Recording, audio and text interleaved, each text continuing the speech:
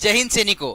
तो स्वागत है आप सभी का एक बार फिर से हमारी पृथ्वी डिफेंस एकेडमी के लाइव क्लासेस में। मैं आशा करता हूं बच्चों आप सभी स्वस्थ होंगे और काफी मन लगाकर पढ़ाई कर रहे होंगे।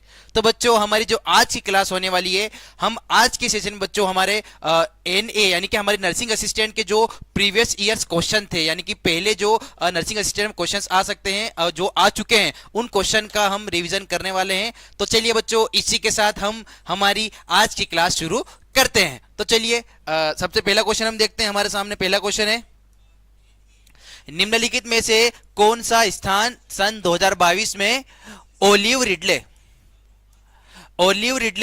कछुओं के सामूहिक घोंसले के लिए खबरों में था।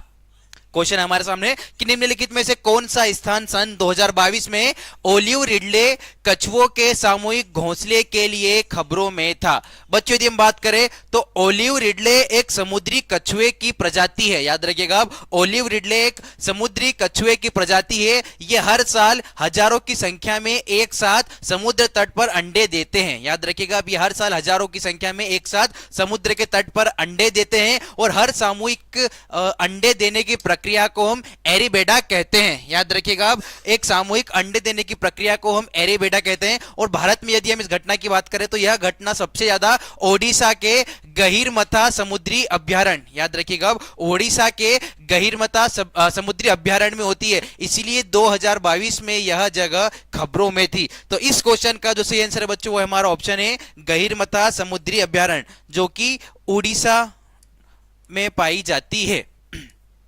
याद रखिएगा, तो ऑप्शन ए गहीरमथा समुद्री अभ्यारण्य इस क्वेश्चन का बिल्कुल ही सही आंसर होने वाला है। तो चलिए बढ़ते हैं हमारे नेक्स्ट क्वेश्चन की तरफ।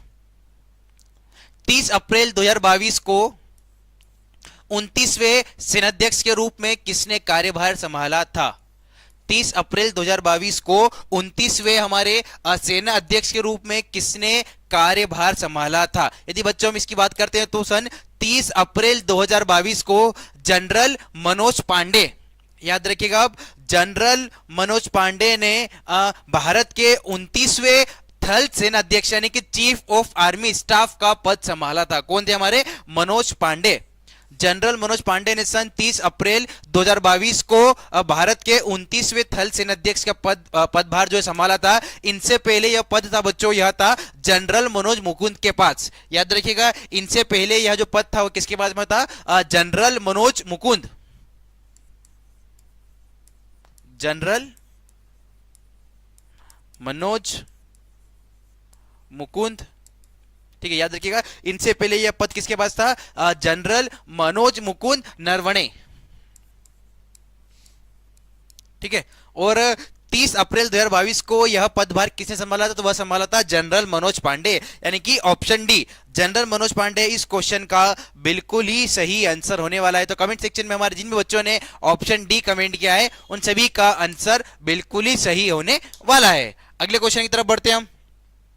प्रथम गोलमेज सम्मेलन कब हुआ था? When did the first round table conference takes place? प्रथम गोलमेज सम्मेलन कब हुआ था? बच्चों यदि हम इसकी बात करते हैं तो ब्रिटिश सरकार और भारतीय नेताओं के बीच में, याद रखिएगा आप, ब्रिटिश सरकार और भारतीय नेताओं के बीच में भारत के संविधान पर चर्चा के लिए लंदन में गोलमेज सम्मेलन हुआ था। याद रखिएगा, भारत के संविधान पर चर्चा के लिए लंदन में गोलमेज सम्मेलन हुआ था। किस किस के बीच में? ब्रिटिश सरकार और भारतीय नेताओं के बीच में। कब हुआ था? पहला गोलमेज सम्मेलन बच्चों 1930-1931 में हुआ था। पहला गोलमेज सम्मेलन कब हुआ था? सन 1930-1931 में। कहां पे हुआ था? लंदन में। किस किस के बीच? ब्रिटिश सरकार और भारतीय नेताओं के बीच में, ठीक है। ब्रिटिश सरकार और भारतीय नेताओं के बीच में हुआ था। क्यों हुआ था? भारत के संविधान पर चर्चा करने के लिए। भारत के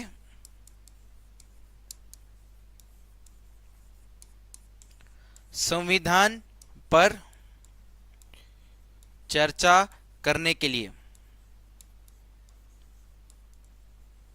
सन 1930-31 में हुआ था। तो ऑप्शन सी इस क्वेश्चन का बिल्कुल ही सही आंसर होने वाला है। अगले क्वेश्चन की तरफ बढ़ते हैं हम।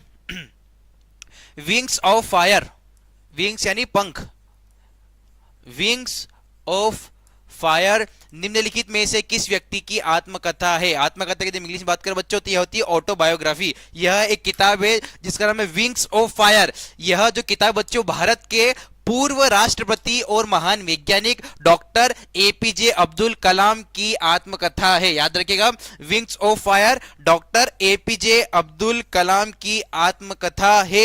यह हमारे देश के राष्ट्रपति भी रह चुके हैं और बहुत ही महान वैज्ञानिक भी रह चुके हैं। यदि हम बात करें बच्चों इस किताब की, तो इसके अंदर उनके बचपन से लेकर वैज्ञानिक बनने तक की कहानी बताई गई है। किस किताब में? Wings of fire. तो option B APJ Abdul Kalam इस क्वेश्चन का बिल्कुल ही सही आंसर होने वाला है। अगला क्वेश्चन देखते हैं हम।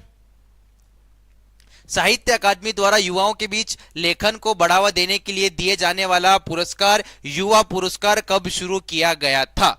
युवा पुरस्कार कब शुरू किया गया था? बच्चों यदि हम बात करें तो साहित्य अकादमी ने युवाओं में लेखन को बढ़ावा देने के लिए सन 2010 में, याद रखिएगा आप, सन 2010 में पुरस्कार शुरू किया गया था। यानी कि ऑप्शन ए 2010 इस क्वेश्चन का बिल्कुल ही सही आंसर होने वाला है। अगला क्वेश्चन देखते हैं हम। गडजात पहाड़ियां भारत के निम्नलिखित में से किस राज्य में स्थित है? कौन सी पहाड़ियां? गडजात पहाड़ियां। गडजात पहाड़ियां भारत के किस राज्य में स्थित है? बच्चों यदि हम गडजात पहाड़ियों की बात करते हैं तो गडजात पहाड़ियां भारत के उड़ीसा राज्य में स्थित है और यह पूर्वी घाट पर्वत श्रृंखला का हिस्सा है। याद रखिएगा, यह भारत के ओडिशा राज्य में स्थित है। तो ऑप्शन है ओडिशा इस क्वेश्चन का बिल्कुल ही सही आंसर होने वाला है। अगले क्वेश्चन की तरफ बढ़ते हैं हम। चंद्रभागा समुद्र तट भारत के निम्नलिखित में से किस राज्य में स्थित है? कौन सा समुद्र तट? चंद्रभागा। चंद्रभागा समुद्र तट भारत के कौन से राज्य में स्थित है? बच्चों यदि हम बात करें तो चंद्रभागा जो है यह एक बीच जो कि कोणार्क सूर्य मंदिर के पास है। कहां पर है यह? कोणार्क सूर्य मंदिर के पास में। और कोणार्क सूर्य मंदिर की बात करें बच्चों तो यह ओडिशा में स्थित है। कोणार्क सूर्य मंदिर ओडिशा में स्थित है। तो ऑप्शन बी ओडिशा इस क्वेश्चन का बिल्कुल ही सही आंसर होने वाला है। कमेंट सेक्शन में देख रहा हूं राम यादव ने बिल्कुल सही आंसर दिया, जय हिंद। तो जिन भी हमारे बच्चों ने ऑप्शन बी ओडिशा कमेंट किया है उन सभी का आंसर बिल्कुल ही सही होने वाला है। अगला क्वेश्चन देखते हैं हम। जब वसा यानी कि फैट, जब वसा और तेल युक्त भोजन वातावरण के संपर्क में आता है तो वसा और तेल का ऑक्सीकरण होता है। इसको हम क्या कहते हैं? जब वसा और तेल युक्त भोजन जब वातावरण के संपर्क में आता है बच्चों तो वसा और तेल का ऑक्सीकरण होता है। इसे हम क्या कहते हैं? बच्चों यदि हम बात करें तो जब तेल या वसा हवा के संपर्क में आते हैं, जब ऑयल या फैट एयर के कांटेक्ट में हवा के संपर्क में आते हैं तो इनका ऑक्सीकरण हो जाता है और भोजन में जो था बच्चों बदबू आने लगती है। याद रखिएगा, भोजन में बदबू आने लगती है और इस प्रक्रिया को हम रेंसिडिटी भी कहते हैं, यानी कि विकृति गंधन। याद रखिएगा, जब वसा और जो हमारा तेल है जब भोजन में यह उपस्थित होता है, जब हम इसे हवा में रखते हैं यानी कि जब हवा के कांटेक्ट में आता है तो इन दोनों का ऑक्सीकरण हो जाता है और उस भोजन में से बदबू आना शुरू हो जाती है और इस प्रक्रिया को हम कहते हैं विकृति गंधन यानी कि रेंसिडिटी। तो ऑप्शन है रेंसिडिटी इस क्वेश्चन का बिल्कुल ही सही आंसर होने वाला है। अगला क्वेश्चन देखते हैं हम। आयकर केंद्र सरकार द्वारा आयकर अधिनियम के तहत क्या लगाया जाता है?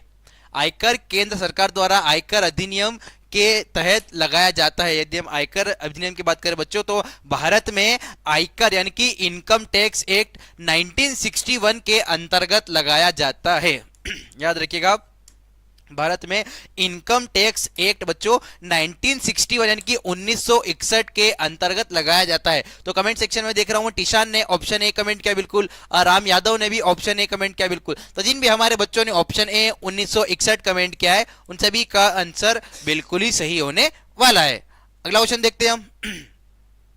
सन 2000 में द्रोणाचार्य पुरस्कार जीतने वाली पहली महिला कौन थी? सन 2000 में द्रोणाचार्य पुरस्कार जीतने वाली पहली महिला कौन थी? याद रखिएगा। तो बच्चों यदि हम द्रोणाचार्य पुरस्कार की बात करें तो रेणु कोहली, याद रखिएगा रेणु कोहली सन 2000 में द्रोणाचार्य पुरस्कार जीतने वाली पहली महिला कोच थी। याद रखिएगा, रेणु कोहली जो थी यह महिला कोच थी। यानी कि फीमेल कोच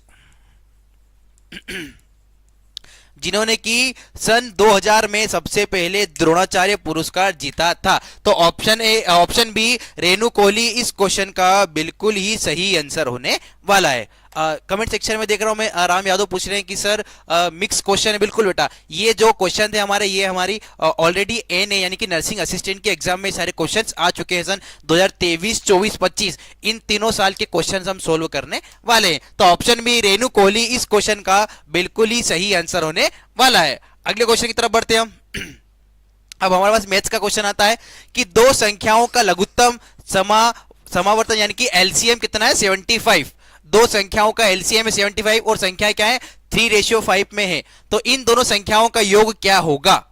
याद हमसे पूछा गया क्वेश्चन में कि हमें क्या दिया गया है कि जो दो संख्याओं का एलसीएम है वो 75 है और ये संख्या 3:5 के अनुपात में है। तो इन दोनों संख्याओं का क्या होगा? यदि हम इस क्वेश्चन की बात करें तो इस क्वेश्चन को आप ध्यान से देखिए, दोनों संख्याओं का अनुपात, दोनों संख्या का अनुपात कितना है 3:5। दोनों संख्याओं का अनुपात हमें कितना दिया गया बच्चों? तो वह है 3:5। यदि हम मान लेते हैं तो 3x और 5x, यदि हम मान लेते हैं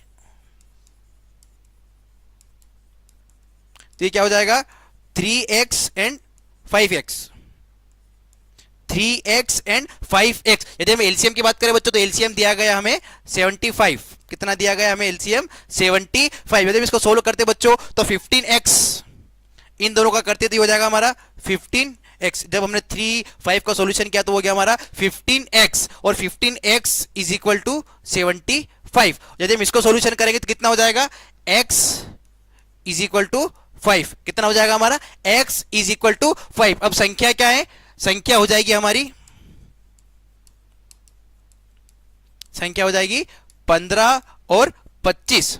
याद रखिएगा अब हमारी संख्या क्या हो जाएगी 15 और 25। यदि हम इन दोनों का योग करते हैं बच्चों तो इन दोनों का योग होता है हमारा 40। 15 और 25 का योग होता है हमारा 40। तो इस क्वेश्चन का सही आंसर होने वाला ऑप्शन डी 40। यानी कि दो संख्याओं का जो एलसीएम था वो हमें 75 दिया हुआ था और दो संख्याएं जो थी 3:5 के अनुपात में थी और इन दोनों का जो संख्याओं का योग था बच्चों वो था हमारा ऑप्शन डी 40। तो ऑप्शन डी 40 इस क्वेश्चन का बिल्कुल ही सही आंसर होने वाला है। अगले क्वेश्चन की तरफ बढ़ते हैं हम। यदि 32:k:8 है तो k का मान क्या है? यदि हम इसका सॉल्यूशन देखें बच्चों तो हमसे क्या दिया गया है 32 इज इक्वल टू k।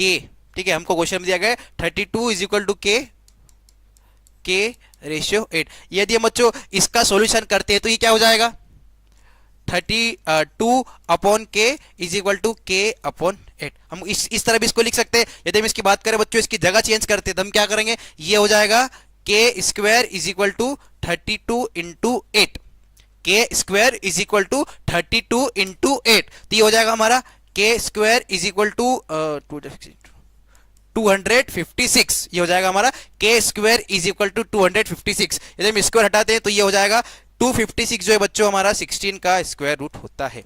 याद रखिएगा अब 256 जो है हमारा 16 का स्क्वायर रूट होता है। तो इस क्वेश्चन का जो सही आंसर होने वाला है बच्चों वो है हमारा 16 यानी कि ऑप्शन बी। ठीक है, तो जिन बच्चों ने ऑप्शन बी 16 कमेंट किया है उन सभी का आंसर बिल्कुल ही सही होने वाला है। राम यादव ने ऑप्शन बी कमेंट किया बिल्कुल, तो बेटा आपका आंसर बिल्कुल ही सही होने वाला है। टीचर पूछ रहे सर केमिस्ट्री की क्लास आज होगा? हाँ बेटा, इसी क्लास में ही आगे हमारे केमिस्ट्री के भी इंपॉर्टेंट क्वेश्चंस आने वाले हैं। अगले क्वेश्चन की तरफ बढ़ते हैं हम। अनु 1250 रुपए निकालने के लिए एक बैंक गई। ठीक है, उसने कैशियर से 10 रुपए और 20 रुपए के नोट ही देने को कहा। ठीक है, उससे कुल 90 नोट मिले और उसे 20 रुपए के कितने नोट मिले? याद रखिएगा, अनु जो है बैंक से 1250 रुपए निकालने गई। उसने कैशियर से कहा कि उसे सारे पैसे 10 और 20 के नोट में ही चाहिए। उसे कुल मिलाकर 90 नोट मिले और अब हमें यह बताना है कि उसे 20 रुपए के कितने नोट मिले। बच्चों यदि हम बात करें तो अगर सभी 10-10 रुपए के नोट होते, याद करिएगा, अगर सभी नोट 10-10 रुपए के होते तो कितने होते? 90 नोट। ठीक है, ये होते हमारे 900 रुपीस। ठीक है, अगर सभी नोट 10-10 रुपीस के होते तो कितने होते हमारे 900 रुपए। लेकिन हमारे पास कितने हैं? हमारे पास है 1250 रुपए। हमारे पास कितने पैसे हैं? 1250 रुपए। अब एक्स्ट्रा पैसे कितने हमारे पास? 1250 में से यदि हम 900 माइनस करते हैं तो हमारे पास बचते हैं 350 रुपए एक्स्ट्रा। ठीक है, कितने बचे हमारे पास? 350 रुपए एक्स्ट्रा। अब यदि 20 रुपए के नोट की बात करें बच्चों, तो 20 रुपए का नोट होता है 10 रुपए से 10 रुपए ज्यादा होता है। याद रखिएगा, 20 रुपए का नोट होता है जो 20 रुपए का नोट 10 रुपए से 10 रुपए ज्यादा होता है। ठीक है, तो अब यहां पे क्या हो जाएगा? ये हमारा 350 जो है बच्चों वो 10 से हम उससे डिवाइड कर देंगे। ये 350 डिवाइड बाई 10, तो ये हो जाएगा हमारा 35। यानी कि उसके पास 20 रुपए के कुल कितने नोट थे? 35 नोट। तो ऑप्शन बी 35 इस क्वेश्चन का बिल्कुल ही सही आंसर होने वाला है कि 20 रुपए के उसके पास कुल मिलाकर 35 नोट अवेलेबल थे। तो चलिए अगले क्वेश्चन की तरफ बढ़ते हैं। हमारे एक सम चतुर्भुज के विकर्णों की लंबाई 6 सेंटीमीटर और 8 सेंटीमीटर, यानी कि एक रोम्बस की जो लंबाई है बच्चों कितनी लेंथ है? 6 सेंटीमीटर एंड 8 सेंटीमीटर है। जो रोम्बस की एक भुजा की लंबाई कितनी है हमें बतानी है कि उस रोम्बस की या उस सम चतुर्भुज की एक भुजा की लंबाई कितनी होती है। बच्चों यदि हम बात करें सम इतना हार्ड नहीं आता है पेपर, बिल्कुल पेपर में वो बेटा पेपर के हिसाब से आता है। बहुत सारा जो हमारा आता है वो 11 12 के बेसिक ही पूछा जाता है। ठीक है, पेपर में हमारे मोस्टली क्वेश्चन बेसिक से ही पूछे जाते हैं। अब बच्चों यदि हम इस क्वेश्चन की बात करते हैं तो सम चतुर्भुज की बच्चों एक खास बात होती है, इसके दोनों विकर्ण एक दूसरे को 90 डिग्री पर काटते हैं। यानी कि इसके जो दोनों विकर्ण होते हैं वो एक दूसरे को 90 डिग्री पर काटते हैं और बीच में से आधे हो जाते हैं। याद रखिएगा। अब इसमें क्या होगा? हमारा एक 6, तो 6 का आधा कितना हो जाएगा हमारा? ये हो जाएगा 3। 6 का आधा कितना हो जाएगा? 3। और यदि दूसरा हमारा 8 है तो 8 का आधा कितना हो जाएगा हमारा? 4। याद रखिएगा, अब 6 का आधा 3 हो गया और 8 का आधा 4 हो गया। बच्चों यदि हम बात करें तो अब एक यह बन गया समकोण त्रिभुज। यह एक समकोण त्रिभुज बने, यानी कि इसमें सारे कोण उपस्थित है। यदि हम बात करें इसकी दो भुजाएं, कौन कौन सी भुजा? एक 3 और एक उसकी भुजा है 4। इसकी भुजा कौन कौन सी है? एक है 3 और एक इसकी भुजा है 4। अब यदि इसके अगले स्टेप की बात करते बच्चों, तो ये अब हम इसमें पाइथागोरस थ्योरम को लगाते हैं। तो क्या होगा? भुजा square is equal to 3 square plus 4 square. ये हमारी पाइथागोरस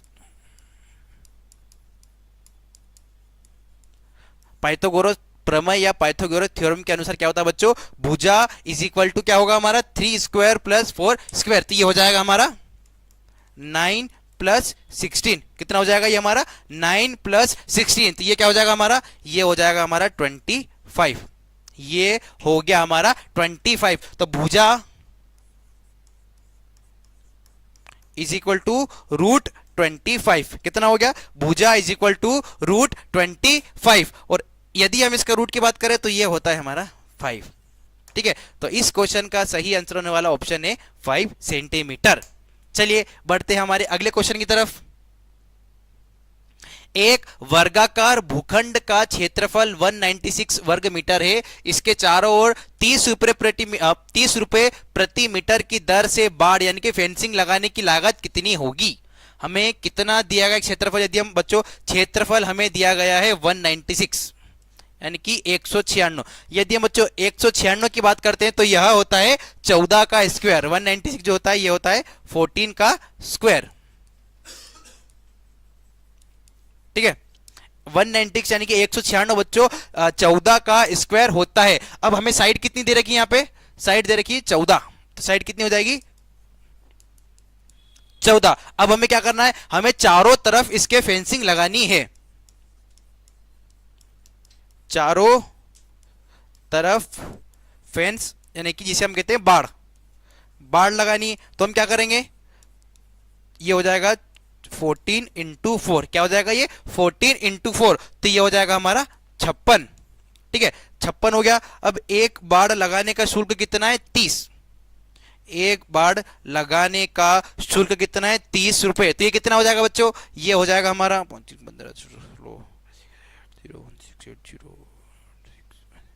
ये हो जाएगा हमारा ऑप्शन सी 1680।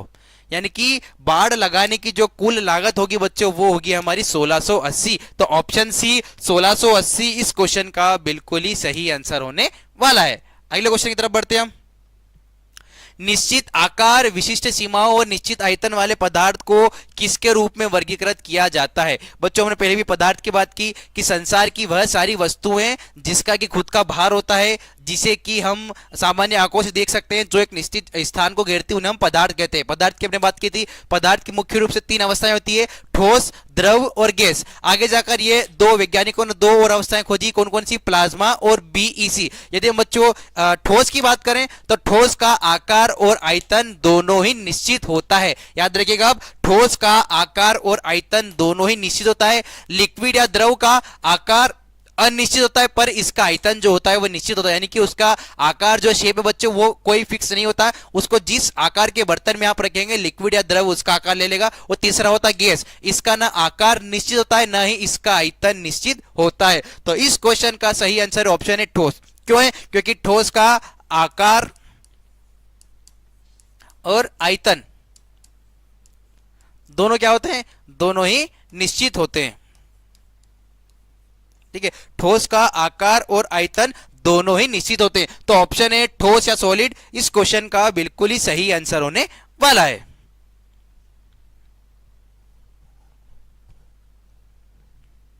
चलिए बढ़ते हैं हमारे हम नेक्स्ट क्वेश्चन की तरफ।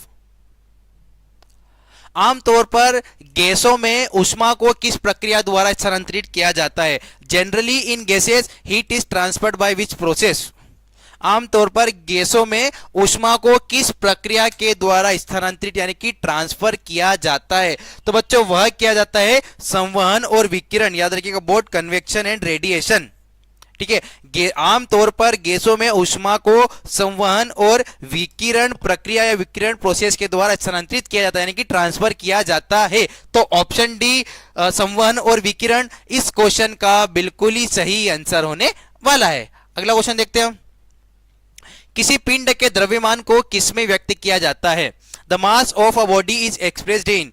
किसी पिंड के द्रव्यमान को किसमें लिखा जाता है, किसमें मापा जाता है? बच्चों तो अगर द्रव्यमान की बात आ रही तो द्रव्यमान को लिखा जाता है किलोग्राम में या तो फिर ग्राम में, केजी और जी।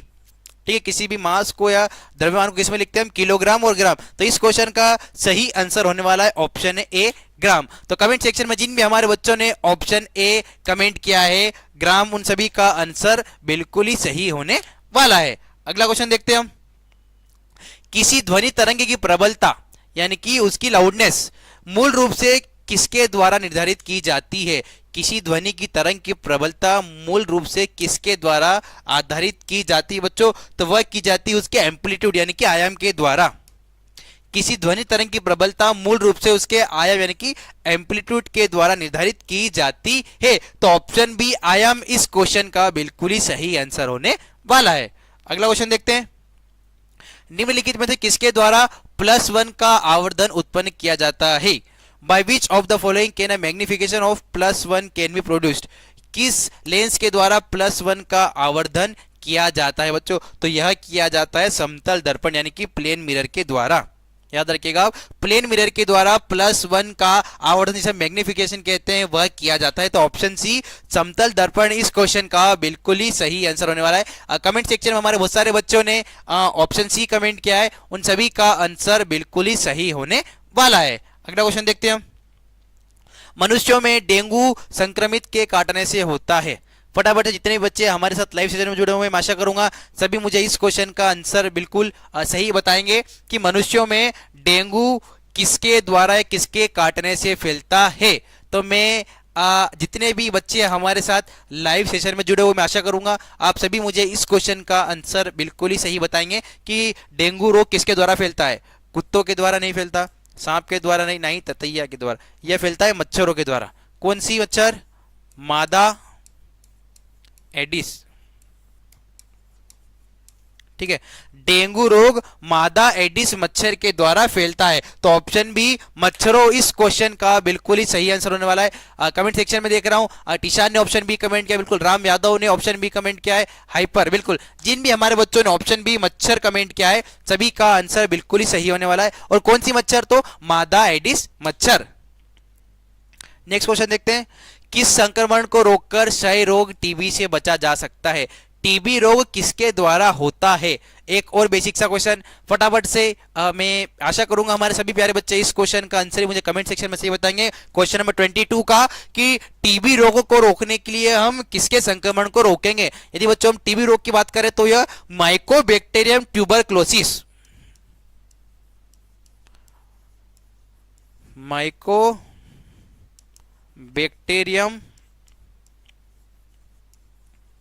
ट्यूबरकुलोसिस नामक बैक्टीरिया से फैलता है। यदि हमें इसके संक्रमण को रोकना बच्चों तो हमें इसके बैक्टीरिया को रोकना पड़ेगा। तो ऑप्शन डी जीवाणु या बैक्टीरिया इस क्वेश्चन का बिल्कुल ही सही आंसर होने वाला है। क्यों? क्योंकि टीबी रोग बच्चों मुख्य रूप से बैक्टीरिया यानी कि जीवाणु के द्वारा फैलता है। कौन सा जीवाणु, कौन सा बैक्टीरिया? तो वो है माइकोबैक्टीरियम ट्यूबरक्लोसिस। अगला क्वेश्चन देखते हैं, निम्नलिखित में से किसे छोड़कर शेष सभी विशेषताएं सजीवों को परिभाषित करती है? सजीवों की यदि हम बात करें बच्चों तो ऐसे जीव जो कि भोजन को खाने से लेके खाने के उससे ऊर्जा लेकर उसे पचाने से लेकर शरीर के बाहर तक निकालने की प्रोसेस कौन करते हैं? जो जितने भी हमारे लिविंग ऑर्गेनिज्म होते हैं। तो जितने भी हमारे लिविंग ऑर्गेनिज्म होते हैं बच्चों वो वृद्धि करते हैं, जाहिर सी बात है, तो ऑप्शन ए भी सही है। श्वसन की क्रिया करते हैं, ये ऑप्शन बिल्कुल सही है। उत्सर्जन की प्रक्रिया करते हैं यानी कि जो खाना खाया उसको शरीर से बाहर निकालते हैं, ये बिल्कुल सही है। और हमसे क्या पूछा गया है? नहीं, छोड़कर पूछा गया हमसे, तो इस क्वेश्चन का सही आंसर है अपक्षय यानी कि वेदरिंग। ठीक है, क्यों? क्योंकि जितने भी लिविंग ऑर्गेनिज्म होते हैं हमारे वो सभी क्या करते हैं? ग्रोथ करते हैं, श्वसन की क्रिया भी करते हैं और उत्सर्जन की प्रक्रिया भी करते हैं। हमसे छोड़कर पूछा गया तो वो अपक्षय की प्रक्रिया नहीं करते हैं। तो ऑप्शन सी इस क्वेश्चन का बिल्कुल ही सही आंसर होने वाला है। तो कमेंट सेक्शन में जिन भी हमारे बच्चों ने ऑप्शन सी अपक्षय कमेंट किया है उन सभी का आंसर बिल्कुल ही सही होने वाला है। 1 लाख, बिल्कुल आपका आंसर बिल्कुल ही सही है। और जिन भी हमारे बच्चों ने ऑप्शन सी कमेंट किया है उन सभी का आंसर बिल्कुल ही सही होने वाला है। तो चलिए बढ़ते हमारे नेक्स्ट क्वेश्चन की तरफ। पिज्जा, पास्ता, नूडल्स ये सारे फास्ट फूड है। ठीक है, पिज्जा, पास्ता, नूडल्स ये हमारे फास्ट फूड है। ठीक है, पिज्जा, पास्ता, नूडल्स ये हमारे फास्ट फूड है और इनके अंदर भरपूर मात्रा में क्या होता है? जितने भी हमारे फास्ट फूड होते हैं बच्चों उन सभी के अंदर भरपूर मात्रा में कार्बोहाइड्रेट होता है। जितने भी हमारे फास्ट फूड होते हैं बच्चों इनके अंदर भरपूर मात्रा में कार्बोहाइड्रेट पाया जाता है। तो याद रखिएगा ऑप्शन डी कार्बोहाइड्रेट इस क्वेश्चन का बिल्कुल ही सही आंसर होने वाला है। और कमेंट सेक्शन में हमारे बहुत सारे बच्चों ने ऑप्शन डी कार्बोहाइड्रेट कमेंट किया है, उन सभी का आंसर बिल्कुल ही सही होने वाला है। अगला क्वेश्चन देखते हैं हम, अतिरिक्त कार्बोहाइड्रेट यकृत यानी कि लीवर द्वारा किसमें परिवर्तित हो जाते हैं और हमारे शरीर में वसायुक्त ऊतकों में जमा हो जाते हैं? हमारे शरीर में जितने भी एक्सेस यानी कि एक्स्ट्रा कार्बोहाइड्रेट होता है वो हमारे लीवर के द्वारा किसमें बदल जाता है और जिसके बाद वो क्या होता है? हमारी वसायुक्त ऊतकों यानी कि फैटी टिश्यू में जमा हो जाता है। बच्चों जब इसकी बात करें तो इस क्वेश्चन का जो सही आंसर है वो हमारा वसा यानी कि फैट्स, फैटी टिश्यूज में बच्चों हमारा फैट यानी कि वसा जमा होती है। तो ऑप्शन ए वसा या फैट्स इस क्वेश्चन का बिल्कुल ही सही आंसर होने वाला है। कमेंट सेक्शन में देख रहा हूं मैं 1 लाख अंसारी, बिल्कुल आपका आंसर ऑप्शन है, बिल्कुल।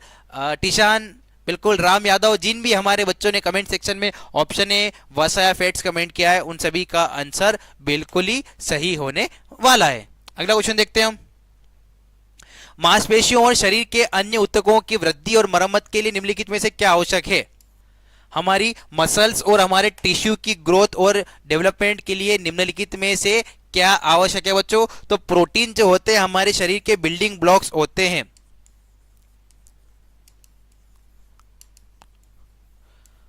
प्रोटीन जो होते हैं हमारे शरीर के बिल्डिंग ब्लॉक्स होते हैं, यानी कि जिस प्रकार एक मकान को या एक भवन को बनाने के लिए ईंटों का उपयोग किया जाता है, जिससे कि ईंटों की सहायता से पूरा भवन बनता है, ठीक उसी प्रकार से प्रोटीन्स की सहायता से बच्चों हमारा पूरा शरीर बनता है। हमारी मांसपेशियों और हमारे टिश्यू यानी कि ऊतकों की मरम्मत के लिए प्रोटीन का होना बहुत आवश्यक होता है। तो ऑप्शन बी प्रोटीन इस क्वेश्चन का बिल्कुल ही सही आंसर होने वाला है। टिशान ने ऑप्शन बी प्रोटीन बिल्कुल सही कमेंट किया है। आराम यादव ने भी ऑप्शन बी प्रोटीन बिल्कुल ही सही कमेंट किया है। अगला क्वेश्चन है, निम्नलिखित में से कौन से केवल जल में विलेय विटामिन है? ऐसे विटामिन जो कि वाटर सोल्यूबल है, यानी कि ऐसे विटामिन जो कि जल में घुल जाते हैं, वो हमारे कौन से विटामिन होते हैं? तो वो होते हैं बच्चों विटामिन बी और विटामिन सी। ये हमारे वाटर सोल्यूबल विटामिन होते हैं।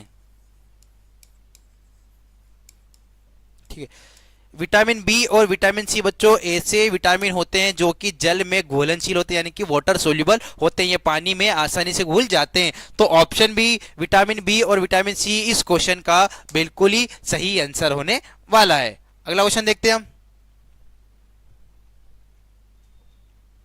संतुलित आहार में कितने दूध की सलाह दी जाती है? संतुलित एक बैलेंस डाइट में बच्चों कितने दूध की सलाह दिया जाती है, यानी कि एक बैलेंस डाइट के लिए, एक संतुलित आहार के लिए आपको कितना दूध लेना चाहिए बच्चों? तो वो होती है 250 ml। ठीक है, एक संतुलित आहार में 250 ml दूध की सलाह दी जाती है। तो ऑप्शन सी 250 ml इस क्वेश्चन का बिल्कुल ही सही आंसर होने वाला है। कमेंट सेक्शन में देख रहा हूं मैं टिशान, सत्यम मराठा, रोहित डांगी, बिल्कुल जिन भी हमारे बच्चों ने कमेंट सेक्शन में ऑप्शन सी 250 ml कमेंट किया है, उन सभी का आंसर बिल्कुल ही सही होने वाला। टिशान बोल रहे हैं विटामिन बी की कमी से बेरी बेरी रोग होता है, बिल्कुल विटामिन बी की कमी से बेरी बेरी रोग होता है, विटामिन सी की कमी से स्कर्वी रोग होता है, और विटामिन डी की कमी से रिकेट्स नामक रोग होता है। तो चलिए बढ़ते हमारे नेक्स्ट क्वेश्चन की तरफ। संतुलित आहार में मांस, मछली, चिकन और मेवे क्या प्रदान करते हैं? Meat, fish, chicken and nuts. एक आहार में मांस, मछली, चिकन और मेवे क्या प्रदान करते हैं? जब बात करें बच्चों मांस, मछली, तो इनके अंदर भरपूर मात्रा में प्रोटीन और वसा, इनके अंदर भरपूर मात्रा में प्रोटीन और वसा पाई जाती है। तो option D protein and fats इस क्वेश्चन का बिल्कुल ही सही आंसर होने वाला है कि मांस, मछली, चिकन और मेवे में भरपूर मात्रा में प्रोटीन और वसा पाई जाती है। चलिए अगले क्वेश्चन की तरफ बढ़ते हैं हम। स्पाइरोगाइरा में निम्नलिखित में से किस विधि से जनन होता है? स्पाइरोगाइरा एक जीव होता है बच्चों, इसके अंदर किस विधि के द्वारा जनन होता है? बच्चों हमने बात की थी, आपको याद होगा, इसके अंदर खंडन यानी कि फ्रेगमेंटेशन, धागों के रूप में जो होता है बच्चों जनन की प्रक्रिया होती है। तो ऑप्शन सी खंडन इस क्वेश्चन का बिल्कुल ही सही आंसर होने वाला है। अगला क्वेश्चन है, नर युग्मक को यानी कि मेल गैमिट को क्या कहा जाता है? ठीक है, नर युग्मक को या मेल गैमिट को बच्चों क्या कहा जाता है? इसके ऑप्शंस की बात करें तो युग्मज कब बनता है? जब नर युग्मज और मादा युग्मज आपस में मिलते हैं तो युग्मनज यानी कि जाइगोट का निर्माण होता है। अंडाणु मादा युग्मक होता है, भ्रूण भी मादा के अंदर पाया जाता है। इस क्वेश्चन का सही आंसर है शुक्राणु यानी कि स्पर्म। नर युग्मक को शुक्राणु या स्पर्म कहा जाता है। मैं कमेंट सेक्शन में देख रहा हूं, सत्यम मराठा ने ऑप्शन ए कमेंट किया, शाबाश। रोहित डांगी ने भी ऑप्शन ए कमेंट किया, बिल्कुल, और टिशान ने भी ऑप्शन ए। तो जिन भी हमारे बच्चों ने ऑप्शन ए शुक्राणु कमेंट किया है उन सभी का आंसर बिल्कुल ही सही होने वाला है। अगला क्वेश्चन देखते हैं हम। निषेचन के संबंध में निम्नलिखित में से कौन सा कथन सही है? निषेचन की यदि हम बात करें बच्चों तो निषेचन में क्या होता है? निषेचन में शुक्राणु और अंडाणु के केंद्रक मिलकर एक केंद्रक को बनाते हैं। याद रखिएगा, अब निषेचन की प्रक्रिया में शुक्राणु और अंडाणु अंडे के केंद्रक मिलकर एक केंद्रक बनाते हैं। तो प्यारे बच्चों इसके ऑप्शंस की बात करें तो निषेचन की प्रक्रिया में पिता के उनको नहीं के द्वारा शुक्राणु अंडे के केंद्रक मिलकर एक, तो ऑप्शन सी इस क्वेश्चन का बिल्कुल ही सही आंसर होने वाला है कि निषेचन की प्रक्रिया में क्या होता है? शुक्राणु और अंडाणु के केंद्रक मिलकर एक नए केंद्रक का निर्माण करते हैं। तो ऑप्शन सी इस क्वेश्चन का बिल्कुल ही सही आंसर होने वाला है। अगला क्वेश्चन देखते हैं, एक सामान्य वयस्क एक नॉर्मल एडल्ट के मुंह में कितने रंध्र यानी कि नुकीले दांत होते हैं? केनाइन्स यानी कि पॉइंटेड टीथ। एक सामान्य वयस्क यानी कि एडल्ट व्यक्ति के मुख में कितने नुकीले दांत पाए जाते हैं? तो बच्चों एक स्वस्थ या एक सामान्य एडल्ट के मुख में 4, ये जो हमारे ऊपर के 4 नुकीले दांत होते हैं, ये नुकीले दांत पाए जाते हैं। तो ऑप्शन बी 4 इस क्वेश्चन का बिल्कुल ही सही आंसर होने वाला है कि एक सामान्य वयस्क के मुख में कितने रत्नक यानी कि नुकीले दांत पाए जाते हैं, तो वो होते हैं हमारे 4। तो ऑप्शन बी 4 या 4 इस क्वेश्चन का बिल्कुल ही सही आंसर होने वाला है। मैं कमेंट सेक्शन में देख रहा हूं हमारे बहुत सारे बच्चों ने ऑप्शन बी 4 कमेंट किया है, उन सभी का आंसर बिल्कुल ही सही होने वाला है। रोहित डांगी ने बी कमेंट किया है, बिल्कुल। सत्यम मराठा ने बी कमेंट किया है, राम यादव ने बी कमेंट किया, टीशा ने बी कमेंट किया, बिल्कुल। जिन भी हमारे बच्चों ने ऑप्शन बी 4 या 4 कमेंट किया है, उन सभी का आंसर बिल्कुल ही सही है। अगला क्वेश्चन देखते हैं हम। निम्नलिखित में से क्या मस्तिष्क से संबंधित है? Which of the following is related to the brain? निम्नलिखित में से क्या है जो कि हमारे मस्तिष्क से संबंधित यानी कि हमारे ब्रेन से संबंधित है? पित्ताशय में गॉल ब्लेडर के अंदर जो जितना भी हमारा पित्त होता है वो जमा होता है, तो ये इसका नहीं हो सकता। फेलोपियन ट्यूब भी महिलाओं के अंदर पाया जाता है, ये भी नहीं है। एल्वियोली गर्तिका भी से संबंधित नहीं है। अर्धश्वेतक यानी कि हाइपोथैलेमस, याद रखिएगा आप, मस्तिष्क से संबंधित क्या होता है? हाइपोथैलेमस। हाइपोथैलेमस की यदि बात करें बच्चों, तो हमारे शरीर में हमारे ब्लड प्रेशर को, हमारे शरीर के तापमान को, इन सभी गतिविधियों को कंट्रोल करता है हाइपोथैलेमस। याद रखिएगा अर्धश्वेतक यानी कि हाइपोथैलेमस। ऑप्शन सी इस क्वेश्चन का बिल्कुल ही सही आंसर होने वाला है। टिशान बोल रहे हैं कि कोशिका के केंद्रक की खोज की थी रॉबर्ट ब्राउन ने, बिल्कुल बिल्कुल ही सही किया। तो याद रखिएगा ऑप्शन सी हाइपोथैलेमस इस क्वेश्चन का बिल्कुल ही सही आंसर होने वाला है। अगला क्वेश्चन देखते हैं हम। निम्नलिखित में से कौन सा अंग सेम के आकार का अंग है जिसके दोनों भाग पर पसली पिंजर के नीचे रीढ़ के दोनों ओर एक एक स्थित होते हैं? हमसे पूछा गया क्वेश्चन में, तो इस क्वेश्चन का आंसर है वृक्क। ये जो होता है बच्चों, ये सेम यानी बीन, बीन का आकार आपने देखा होगा इस तरह से होता है, ठीक है, इस तरह से बीन का आकार होता है। और हमारी किडनी का आकार बच्चों कुछ इस तरह से ही होता है। तो ऑप्शन बी वृक्क या किडनी इस क्वेश्चन का बिल्कुल ही सही आंसर होने वाला है। अगला क्वेश्चन देखते हैं हम। अम्ल की धातुओं के साथ अभिक्रिया होने पर निम्नलिखित में से कौन सी गैस निकलती है? अम्ल जब धातुओं के साथ में बच्चों अभिक्रिया करते हैं, याद रखिएगा अम्ल जो होते हैं जब धातुओं के साथ अभिक्रिया करते हैं बच्चों, तो कौन सी गैस निकलती? तो निकलती है हाइड्रोजन गैस। अम्ल जब धातुओं के साथ अभिक्रिया करते हैं तो हाइड्रोजन गैस निकलती है। तो ऑप्शन सी हाइड्रोजन इस क्वेश्चन का बिल्कुल ही सही आंसर होने वाला है कि जब अम्ल यानी कि एसिड की रिएक्शन किसके साथ में होती है? मेटल्स के साथ में, ठीक है, एसिड की रिएक्शंस मेटल के साथ में होती है बच्चों, तो कौन सी गैस बनती है? तो बनती है हाइड्रोजन गैस। तो ऑप्शन सी हाइड्रोजन गैस इस क्वेश्चन का बिल्कुल ही सही आंसर होने वाला है। तो चलिए बढ़ते हैं हमारे नेक्स्ट क्वेश्चन की तरफ। अधातुओं के ऑक्साइड यानी कि नॉन मेटल्स के ऑक्साइड की अभिक्रिया क्षारों के साथ यानी कि बेस के साथ में होने पर लवण और जल बनता है। बिल्कुल, अधातु ऑक्साइडों की प्रकृति कैसी होती है? जब नॉन मेटल ऑक्साइड बेस यानी कि क्षार के साथ में अभिक्रिया करते हैं तो क्या बनता है? वाटर और नमक। बिल्कुल, जब उन नॉन मेटल ऑक्साइड का जो नेचर है, प्रवृत्ति है बच्चों, वो कैसी होती है? तो उनकी जो प्रवृत्ति होगी बच्चों वो होगी अम्लीय।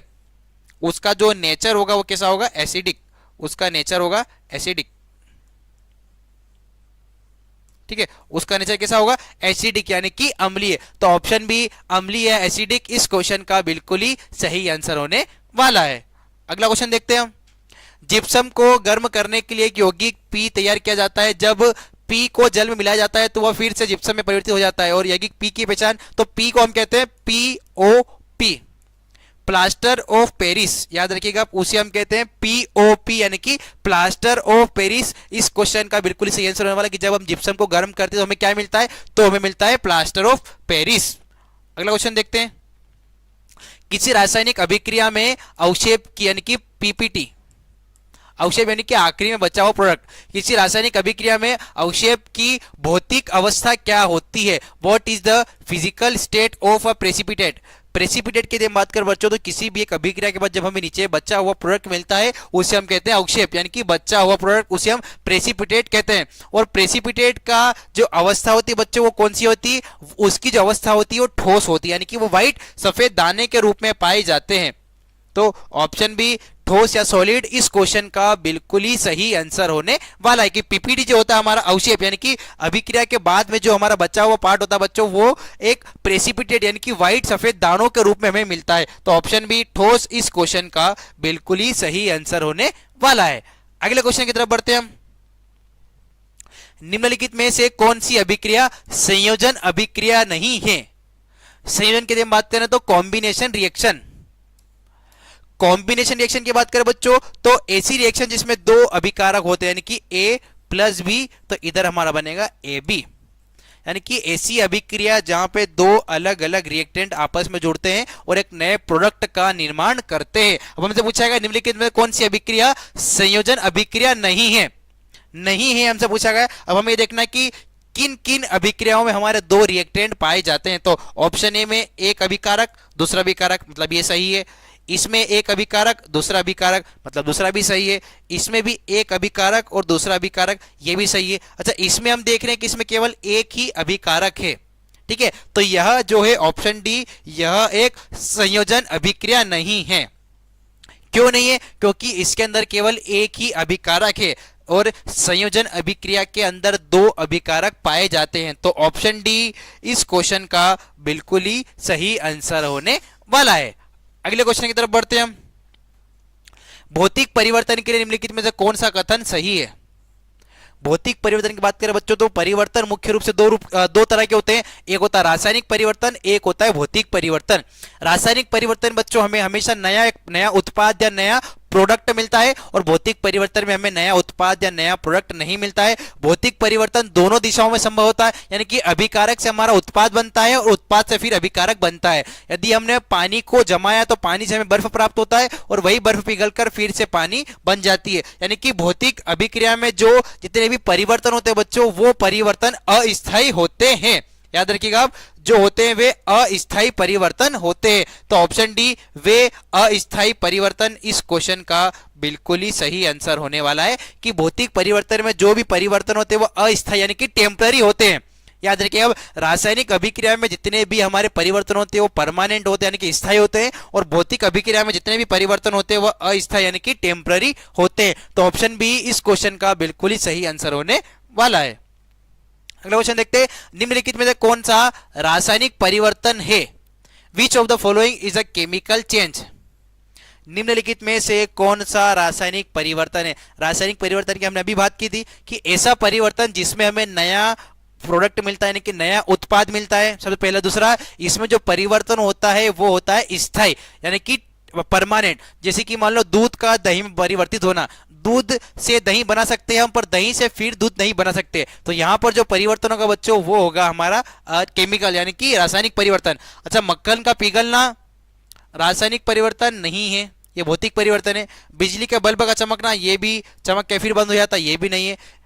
ठोस का उदरपातन, यह सब्लिमेशन है। हमने बात की थी जब कोई ठोस पदार्थ बिना तरल अवस्था में सीधे गैस अवस्था में आ जाता है उसे हम कहते हैं उदरपातन यानी कि सब्लिमेशन। और कपूर का जलना, जब कपूर जलता है तो पहले ठोस अवस्था में होता है, जलने के बाद वो गैस अवस्था में चला जाता है, ठीक है। तो वह होता है सब्लिमेशन यानी कि उदरपातन। और इस क्वेश्चन का जो सही आंसर है वो है हमारा ऑप्शन सी, रोटी सेकना।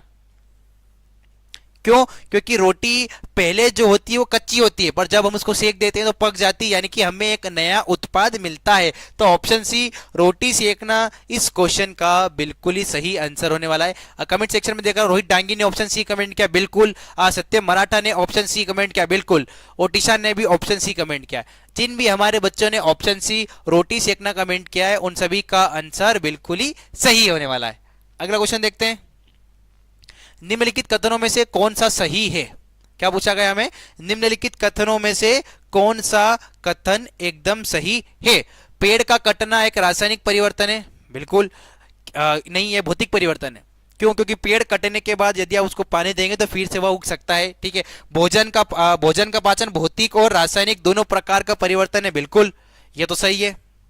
भोजन का पाचन भौतिक और रासायनिक परिवर्तन। तीसरा ऑप्शन है ऊन का जलना एक भौतिक परिवर्तन है, नहीं, ऊन का जलना एक रासायनिक परिवर्तन है, मतलब ऑप्शन सी भी सही नहीं है।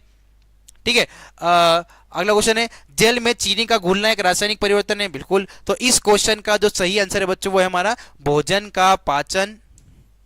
ठीक है, भौतिक एवं रासायनिक दोनों प्रकार का परिवर्तन है, तो ऑप्शन बी इस क्वेश्चन का बिल्कुल ही सही आंसर होने वाला है। कौन सी धातु रूम टेम्परेचर पर तरल अवस्था में होती है? बहुत ही इंपॉर्टेंट क्वेश्चन है बच्चों, यह क्वेश्चन आपको कहीं ना कहीं एग्जाम में जरूर देखने को मिल सकता है कि एकमात्र अधातु जो कि सामान्य तापमान पर यानी कि रूम टेम्परेचर यानी कि कक्ष ताप पर तरल अवस्था में पाई जाती है। यदि धातुओं की बात करें बच्चों तो अधिकतर धातुएं जो होती है, अधिकांश धातुएं ठोस अवस्था में पाई जाती है। केवल एकमात्र ऐसी धातु है जो कि रूम टेम्परेचर पर तरल या लिक्विड अवस्था में पाई जाती है बच्चों, वो होती है हमारी पारा यानी कि मर्क्यूरी। पारा या मर्क्यूरी एकमात्र ऐसी धातु है बच्चों जो कि रूम टेम्परेचर यानी कि सामान्य तापमान पर लिक्विड यानी कि तरल या द्रव अवस्था में पाई जाती है। तो ऑप्शन ए पारा या मर्क्यूरी इस क्वेश्चन का बिल्कुल ही सही आंसर होने वाला है। अगला क्वेश्चन देखते हैं हम। किसी तत्व एक्स की जल से अभिक्रिया होने पर एक हाइड्रोक्साइड और हाइड्रोजन गैस बनते हैं, बिल्कुल। दिए गए विकल्पों में से तत्व एक्स को पहचानो। When an element X react with water, X किसके साथ रिएक्ट किया? वाटर के साथ में, तो क्या बना हमारा? हाइड्रोक्साइड। अच्छा बन गया। एंड हाइड्रोजन गैस बनी। अच्छा ठीक है, अब हमें पहचानना है कि एलिमेंट X कौन सा है। तो एलिमेंट X जो होगा बच्चों वो होगा हमारा पोटेशियम। ये कौन सा होगा हमारा? X जो होगा वो होगा पोटेशियम। तो ऑप्शन ए पोटेशियम इस क्वेश्चन का बिल्कुल ही सही आंसर होने वाला है। अगला क्वेश्चन देखते हैं हम। बढ़ते तापमान के साथ विसरण की दर क्या होती है? With increasing temperature the rate of diffusion, विसरण यानी किसी भी मॉलिक्यूल्स की गति करना, यानी कि लोअर कॉन्सेंट्रेशन से हायर कॉन्सेंट्रेशन में जब कोई तत्व जाता है उसे हम कहते हैं विसरण। तो तापमान बढ़ने पर उनकी जो गति होती है बच्चों बढ़ जाती है। याद रखिए, अब कणों की गति जो होती है वो तापमान बढ़ने पर बढ़ जाती है। तो ऑप्शन सी बढ़ जाती है या बढ़ती है इस क्वेश्चन का बिल्कुल ही सही आंसर होने वाला है। अगला क्वेश्चन देखते हैं हम। गैसों को उनकी किस प्रकृति के कारण छोटे सिलेंडर में आसानी से संग्रहित किया जा सकता है? बच्चों यह इस क्वेश्चन की भी हम ऑलरेडी बात कर चुके हैं कि जितनी भी हमारी गैसें होती है यदि हमें सिलेंडर में या छोटे कंटेनरों में भरना है तो हमें उनको दबाना पड़ता है, यानी कि कंप्रेस्ड। जैसे हमने सीएनजी की बात की थी, सीएनजी को हम गाड़ी में फ्यूल के रूप में यूज करते हैं। सीएनजी का फुल फॉर्म होता है compressed natural gas.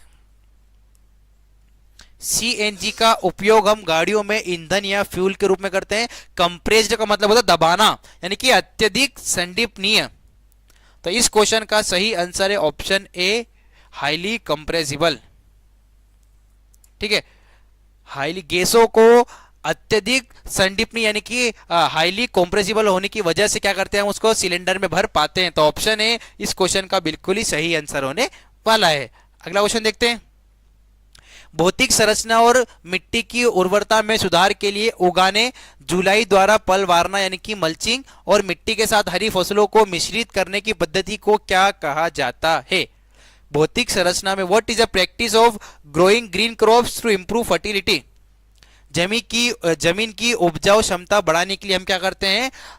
Green crops यानी कि हरित बीज, ठीक है, ग्रीन क्रॉप्स का या हरित फसल का हम यूज करते हैं। इस पूरी प्रोसेस को हम कहते हैं ग्रीन मैन्यूरिंग।